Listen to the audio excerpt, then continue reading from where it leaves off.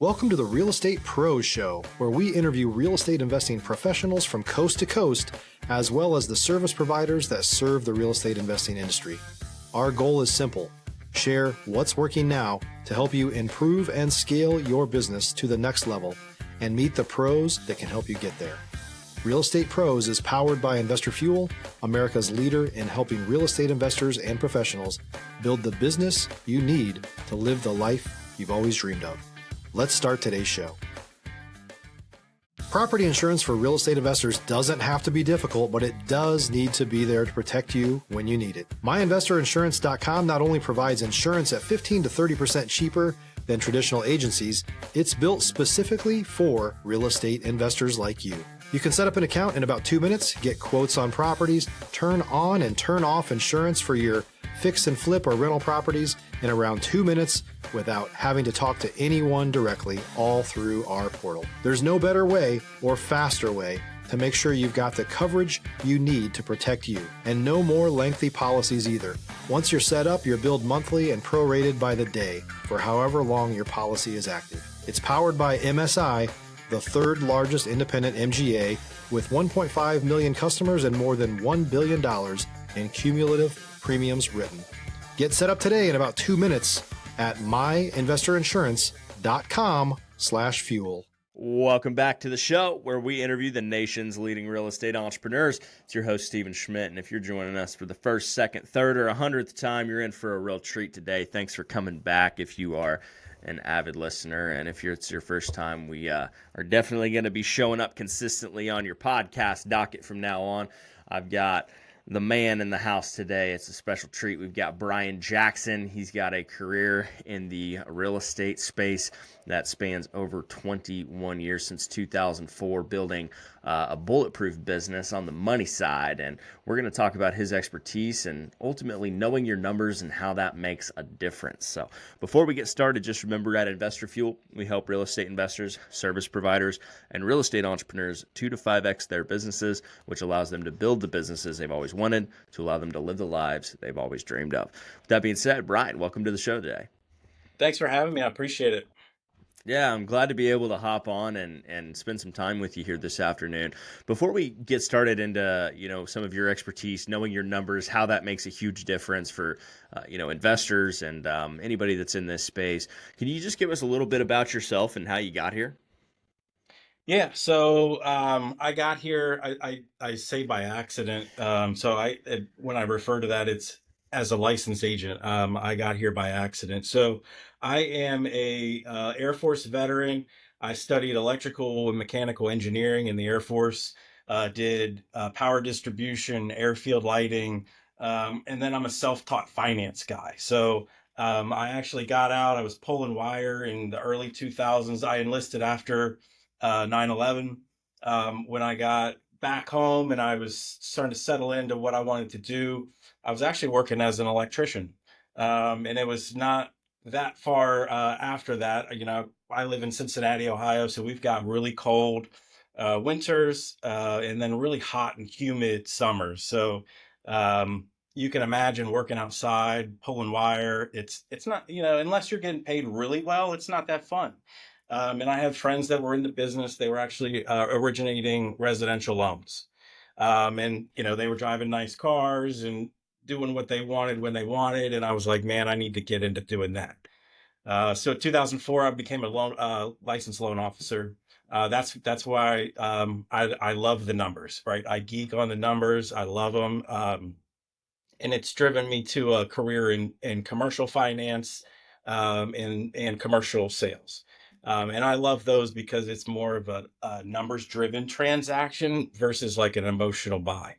But that's kind of the high level overview.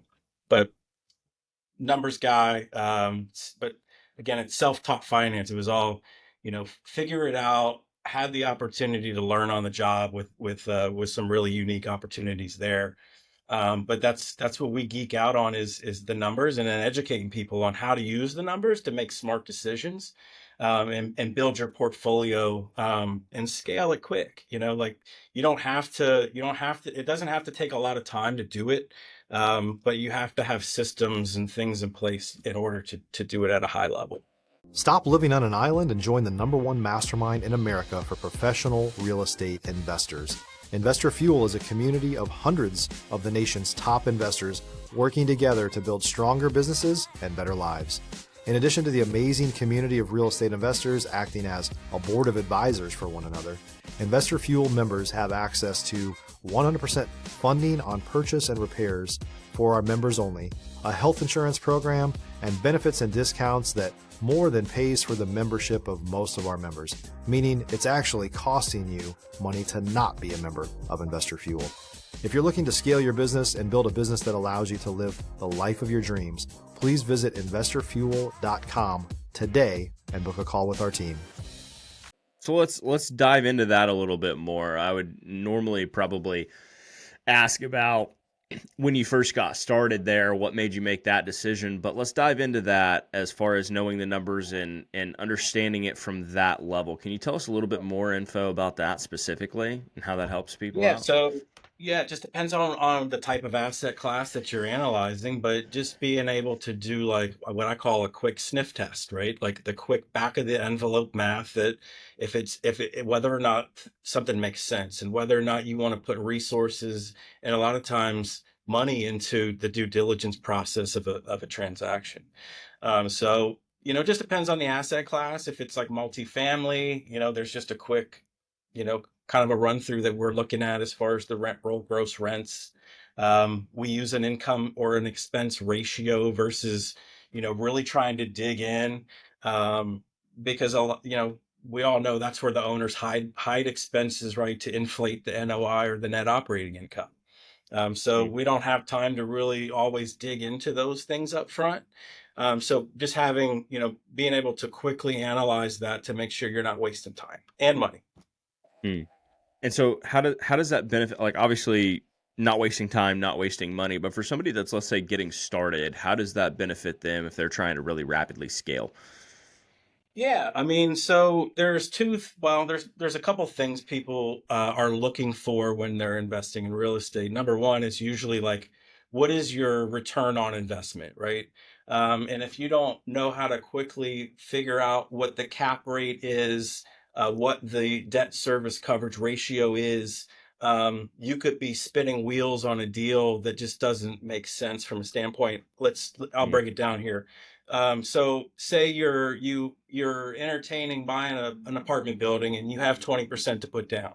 Well, if it doesn't cover the debt service coverage ratio, you're going to have to throw more capital at it, meaning you're going to Mm. borrow less money in order to get that debt ratio in line or the debt service coverage ratio in line, right? So if you're looking at a building that doesn't quite cover debt service that the lender's looking for, you may be required to bring more money. If you don't have that money, you're wasting time. You're spinning your wheels on a property that you don't have the capabilities of buying. Sure. And so, and obviously, what are some things that people could do to avoid coming to their lender? What are some of those things they could do beforehand to make sure they're coming ready to go and having a solid shot at actually securing the financing for it? Yeah. So, going, everybody says they do pre-approvals, but they're not all the same. So going to somebody who's going to put the time to actually, some people are more sophisticated borrowers than others. So if you're a business owner, for example, you're going to have a bigger stack of due diligence that the underwriter or the loan off or the originator is going to require just to even make a good decision. And so that's the other pieces. And then if you become a really sophisticated borrower with lots of different pieces, you need to make sure that all that stuff gets vetted and looked at by Mm. an underwriter before you get under contract or start writing offers on properties.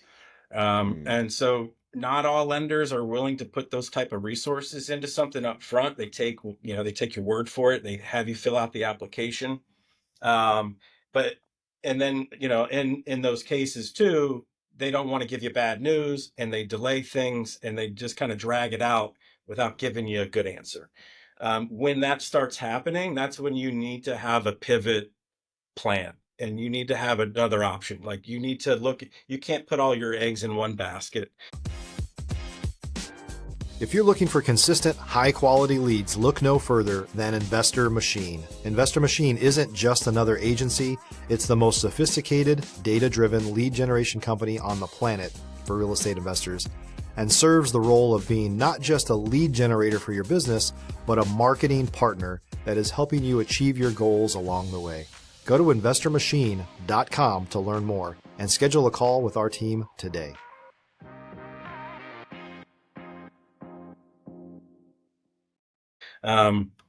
Because more than likely, either there's an issue or they're not qualified. I shouldn't, or they don't understand how to break down and do like a global cash flow analysis where they're looking at like all of your income, all of your expenses as a whole. So, when you get more complicated, that gets more complicated for even on our end when we're trying to break down and say, okay, yes, we feel confident that you can go out and purchase this property. Sure. Now you're kind of a Swiss Army knife of an investor yourself. I mean, you've got a background in almost every part of real estate that you can have a part of. What's your favorite? What do you really like to focus on? So my favorite is I love the finance part. So then that's across all asset classes. We do anything from like strip malls, hotels. We do hotel construction. Um, then we were talking early before the show briefly, land, so building a land portfolio is part of our strategy, because what Mm, we're doing is we're building a vertically integrated real estate company where we've got finance knowledge, we've got contract knowledge, we've got all the ins and outs, and then we can actually we can get more creative, because real estate is all about how you structure a deal, and there is no set way on how to structure a real estate deal. When there's financing involved, there's certainly rules that we have to apply, and that we have to abide by. But outside of that, you can get pretty creative on how you get deals done. So I geek out on that too. Just being able to like put a creative twist on a structure to get it done that nobody else thought of. That's kind of what puts our feather in our cap, I would say. Now, what gets you so excited about land? I want to kind of dive into that a little bit more here Yeah, too. so land, especially around the like where I live, um, I just want to be able to control what's going in around me. And by having vertically integrated real estate company, when I own the land, when it gets developed, I'll have a hand in it. So basically I have control and I get to have a say then on what's happening around me. And then ultimately I get to participate in the development when it happens and when the money rolls through. And is that so? Let me ask a little bit more about that, because when you talk about owning the land and then having a say in what's actually going in there, is that you keeping the land and then leasing it to be built upon and developed, or what does that look like? Lots of different ways. I mean, you can do ground lease, so that would be where somebody comes in, fully builds the asset. They pay for all the triple net ground lease would be where they pay for the full construction of the building. However, as long as it fits the intended use for the zoning, and so they build an asset, and then you typically sign a long-term lease where they just lease the land back, but they're paying all the maintenance, the taxes on the property and everything. So that those are the easiest deals, honestly, to analyze, because they're the expenses again is where they hide most. That's where the fluff comes. So Mm. when that that's on the tenant, it's not an owner responsibility. That makes it way easier to analyze. That's just one example. So that would be like a triple net. The other thing is like some of the pieces of land that we bought around 2020-ish have appreciated significantly in equity. So the other advantage to that is if you're in it for a longer term play, like we are for our land portfolio, we can start building equity. And as you build Mm. equity, as developments start happening, if you were to take that piece of property to the bank, you now have the capital required, or the equity. Equity always drives debt. Remember that. If you're a new or newer real estate investor looking to launch or grow your real estate investing business, please check out Investor Fuel Club. It's a coaching community, but unlike anything you've ever seen before. And you can actually partner with members of our mastermind from coast to coast on deals right in your market. There's no better opportunity to build a consistent business than to literally partner with pros to help you avoid costly mistakes, avoid the need for capital to do deals, and help you eliminate your fears as you're starting your business. Learn more about Investor Fuel Club at investorfuel.com/club. So if you're ever trying to go buy something or build something or do anything as far as real estate, you have to have equity or skin in the game. Equity drives the debt. So if you're starting to build equity, you could potentially do a development for no extra capital. So if you just bought it, so an example would be if you bought a piece of land for 50,000, and 3 to 5 years later, depending on what's happening, there's no land available in most areas. So eventually things are going to come in there and things are going to start happening. That's going to make your values go up. And so as the values go up, we then want to leverage our equity then to create income producing assets on that land where we don't have to bring any additional capital to make that happen because we already have the equity. Okay. And so So is that's kind of your the long term. Yeah, that's the long term play. So, some of the stuff that we've bought where we've got, now several 100,000 in equity, if you do the quick math, you could do $1 million project at 80% loan to value and not have to bring any additional capital. right, because you already have it within the existing asset that's there. Correct. What Yep. And you've what already determines exceeded the seasoning period. So most banks are like, hey, we're going to use the purchase price for at least the first year. Okay, that's fine. This is a long-term play. So, as that equity builds, that goes away. We're now allowed to use an appraised value versus the purchase price, and we can then use any equity or, you just say, hey, I don't want to bring any additional money. You find a money partner or somebody who wants to partner, do a JV, or, there's lots of opportunities at that point, because people are going to be attracted to the land. So you can then work a deal and work it any way you want. I like to at least, get a piece of the pie and have a hand in the development. Mm.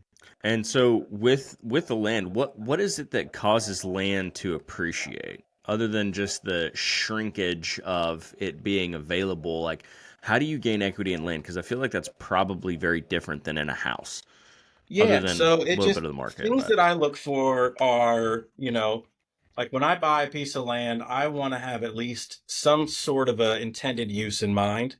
And it's not a cheap thing to do, but we go through the full in our due diligence period. We go through the full, and we try to get a full site preliminary site plan approved through the municipality that we've bought or we're going to buy in. So, if it's zoned for, commercial and we can put up to 5,000 square feet, like what would our intended use be to maximize the return? So we go through that full thing. We have an engineer and put together a site plan that gets stamped. We send it. They do a preliminary approval. But some of the things like, we've bought stuff that's wooded. Depending on the type of trees that are there, don't go and grind them all down if they're, something that, like we have a local veneer company, they'll come in if it's a certain circumference, you can get paid to clear that land. There's just lots of different things you can get creative with as far as was there any existing infrastructure there? If there was an existing house and there's already sewer taps, it might not be the same requirement because commercial and residential are different in size. But just having the tap there can save you lots and lots of money when you go to tap into sewer systems. But so there's just different little things that you can look for, because sometimes land is like infill land. What that we call is infill is more like, hey, a house sat there. those are usually really popular. We did this with single families for the private equity groups where, we would buy the infill lots, saves you $15,000 to $20,000 on sewer taps because they were already there. There was already infrastructure there. And then you rebuild a house that as long as the numbers work, right? We're not trying to build houses there that we see ourselves living in. We build a house there that the numbers make really good sense. So there's lots of land opportunities, but the reason we did it is because they're not making any more of it. It's harder and harder to come by. And, just depending on what the seller's motivation is, you can sometimes get creative. You don't always have to come up with the money up front. So, there's just different ways to get creative on those types of deals. So, we started selling off the single family portfolio stuff and going all in on land about 5 years ago. Wow. Now, are you buying big plots? Are you buying an acre here, an acre there, or like Minimum acre, what's like a yeah, about an sweet deal for acre, you? yeah, about an acre and up. Yep. So even And is like, it became a residential neighborhood, right? Mhm. Hey, I have no problem. I'll sell you this land as long as I can make a little bit of money. By the way, we want to represent you to sell every house in the neighborhood because my team is a licensed sales group in the Cincinnati area. Nice. So So that, that it's almost also, like double dipping. yeah, I mean, and we can control our own destiny by no, like, controlling what happens in our backyard. And, um, there's other people that have that strategy too. I certainly didn't invent it. Sure. Now, obviously, you're a very well-rounded, intelligent individual, but in order to do everything that you're doing, and you've mentioned your team here now at least once, maybe a couple times, what really builds a dynamic team to be able to go out and accomplish as much as you've been able to do? So yeah, I mean, so I'm being a military guy. I there's some tools that we use. I'm a agent at Keller Williams. I don't know if I'm allowed to say that on the podcast or not, Yeah, but you're fine. um, so we have a tool it's helpful. It's called a KPA. It's a Keller Personality Assessment. And what it reminds me of is the ASVAB. So if you know of anybody who's joined the military, there's a test that you take, and it basically gives you an idea of like, where that person would be a good fit within the military. So we have a tool like that at Keller Williams called the KPA. And anybody who would like joins my team, it's not because usually, well, sometimes we hire out of a need, but most of the time we try to tailor a role for people on our team that fits what I call your unique abilities. Like, what is your zone of genius? Um, so like what do you like to do and what are you really good at? Because there's some things that I'm really good at, but I could tell you I don't like to do them. Mm. So what we try to do is we try to create roles within the team to where it's like, hey, this is gonna be a role that's kind of crafted for you based off of how you scored in that KPA. So I think I'm a little bit different. I don't know if anybody else. I'm sure there are people that use like the Tony Robbins. I think it's called the DISC profile or the DISC personality test. It's similar to that, but this really is a real estate driven, and it scores people across all the jobs in the industry. So I can be like, there's 35 or 40 of them that we use consistently, from operations to like transaction coordinators, and part of that is like our salespeople. They're good salespeople, right? So why have them do the paperwork? Why have them get bogged down and do get kind of pulled away from what you like to do and you're good at, and because we have people on the team that they are good at the paperwork. They do like to do that. They love to follow and track timelines. And really, we like to have like the agents. We get to let them stay in their lane, and so they're always on go. They don't have these months where they're ebbing and flowing. They get to get consistent growth, and it's because we create systems around their zone of genius. And because lead generation looks different for everybody, so that and being in the Air Force in a electrical and mechanical, that's what I studied. So systems flowed naturally into this industry in my career, but just constantly refining those systems to make them better, to create a better customer experience. That's all we've been trying to accomplish. Yeah. What would you say are some of the challenges that you faced in the past few years, and what's maybe some challenges you're going through right now that you're working through to like really get to like that next level of the overall vision that you've got? Next level. So we have some really interesting projects that we've got going on. So on the finance side, as everybody knows, artificial intelligence is kind of sweeping across the industry. For sure. And that's been one of our biggest struggles is um, just a quick intake and decision process. That we now have a system that we're building out using AI to help us streamline the intake process. So imagine if you have a very sophisticated borrower where you need, multiple business tax returns, multiple years for that business. So there's this big package that you put together.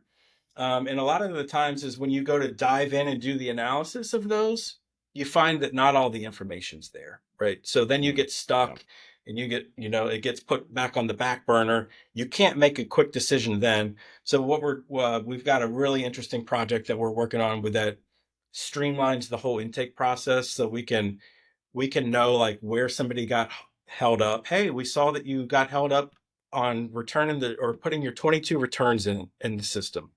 And then it tracks that and gives automation so that we can track and be like, hey, so that not a person physically, but little reminders can be, hey, we saw that you got held up here. What can we do to help, get this package complete? And then once the package is complete, we use artificial intelligence and it does a pre-underwrite. So it's not a digital underwrite, but it's similar to like, a DU in residential, they call it DU, digital underwriter, or findings, right? So they run it through a digital underwriter but this is going to be a bit more complex where if you have a very sophisticated borrower, it can analyze all of it and put it into a deal summary. And it gives us, some like to be able to just get quick decisions. Cause that's one of the things that we know a lot of, not just investors, business owners, anybody looking for commercial finance, that's a struggle is getting a quick, confident answer. To be able to quickly be like, yes, we're confident that we can move you forward in this or that, whatever you're trying to accomplish. Yeah, 100%. Well, Brian, we're so appreciative of you taking some time coming and joining us on the show today. If anybody wants to connect with you and learn more about what you've got going on, connect with you for more, see what you've got coming up, where should they go for that? Yeah, you can text me. My phone number is 513-620-5968. If you have any capital or real estate needs, we've got, you can just text me at that number. I'd love to help. Or if you just have questions, so that's one of the things that we pride ourselves on. We're not high pressure salespeople. We want to deliver valuable information. We want to educate people and make sure whether you use us or not, you're at least making informed decisions. There you go, folks. Well, all 7 million of you are going to now go text Brian Jackson. I'm just kidding. We're not that big, but maybe someday. We'll get you there. I like to make people sweat a little bit anytime they drop their actual cell phone. I'm like, man, you shouldn't have done that. But be responsible is what I say. Brian knows how to use the block button. But anybody, I hope you enjoyed today's episode, and we'll see you in the next one. Thanks again for being here, Brian. Thank you. Thanks for joining us for today's Real Estate Pros Show. You can learn more about the amazing benefits of the Investor Fuel Mastermind community, including surrounding yourself with hundreds of other rock stars, 100% financing for your deals, and members-only discounts from vendors you're likely already using that, as a member of Investor Fuel, will save you more than the cost of your membership. Visit investorfuel.com to learn more. If you're interested in joining us as a guest of this show, please visit investorfuel.com/pros to apply. You can also check the show notes for access to free resources, how to get access to world-class lead generation, and much more. Don't forget to subscribe so you never miss another episode. Have a great day. We'll see you on the next show.